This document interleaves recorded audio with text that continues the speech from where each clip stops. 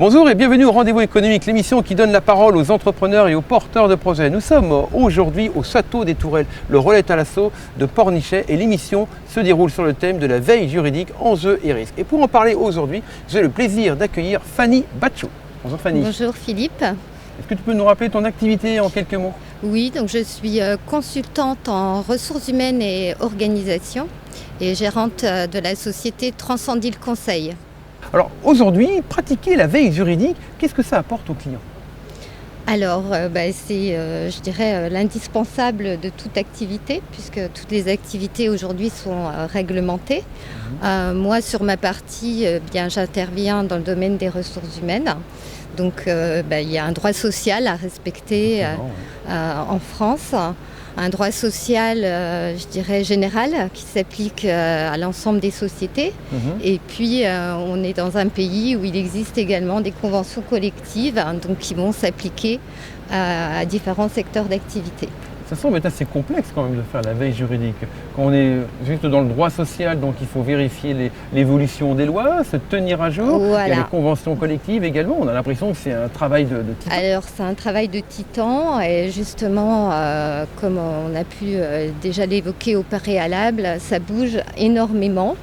Ça a toujours été le cas, mais je dirais que sur les 3 derniers gouvernements passés, on a en quelque sorte détricoté et retricoté le droit du travail, donc ça devient de plus en plus complexe et effectivement les risques sont de plus en plus importants pour les sociétés et c'est pour ça qu'il est nécessaire de mettre en place une veille permanente. Mais j'imagine au niveau du travail, surtout au niveau de l'actualité, des règles sanitaires qui nous préoccupent, qui semblent se modifier presque chaque jour. Alors, ça veut dire chaque jour, tu regardes les informations? Tout à fait. Alors là, ce qui est compliqué dans la période qu'on vit, c'est qu'avec la crise sanitaire, effectivement, on a tous pu constater que je dirais les décrets tombent au jour le jour, en fin de journée pour une application très rapide le lendemain ou 48 heures après.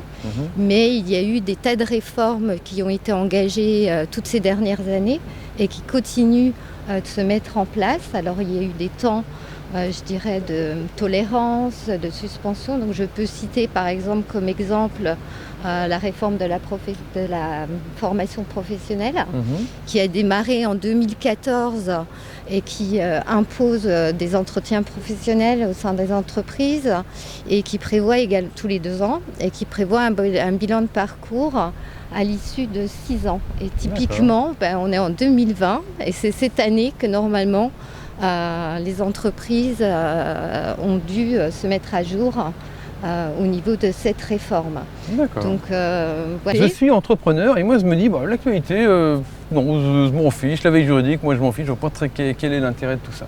Qu'est-ce que je risque si je mets ça de côté? Des risques financiers, puisque souvent des amendes, ce sont des sanctions financières. Après, les risques dans les ressources humaines proviennent finalement à différents niveaux, puisqu'il y a l'administration qui contrôle, mais il y a aussi les salariés, selon leur vécu dans l'entreprise, qui peuvent lancer des démarches juridiques quand ils constatent que le droit social n'est pas appliqué. Les salariés d'entrepreneurs qui peuvent porter plainte contre leur employeur. Aller au prud'homme, concrètement, voilà. Donc on peut remarquer quand même que tu connais bien le sujet, tu maîtrises bien ça. Qu'est-ce qui fait de toi une experte justement dans ce domaine? Alors, c'est ma formation initiale. Après, je dirais que c'est important pour pouvoir comprendre, traduire le droit. Important pour traduire le droit. Puis ça fait longtemps que tu fais ce travail? Alors, ça fait plus d'une quinzaine d'années que j'exerce. Mais c'est un apprentissage de chaque jour en fait, puisque il faut suivre régulièrement. Donc après votre journée de travail, en règle générale, sur le terrain, chez un client, vous passez quelques week-ends ou quelques soirées à lire des textes un petit peu complexes, plutôt qu'un roman, de façon à pouvoir apporter, je dirais, l'information qui va permettre à nos clients tout simplement d'être en conformité.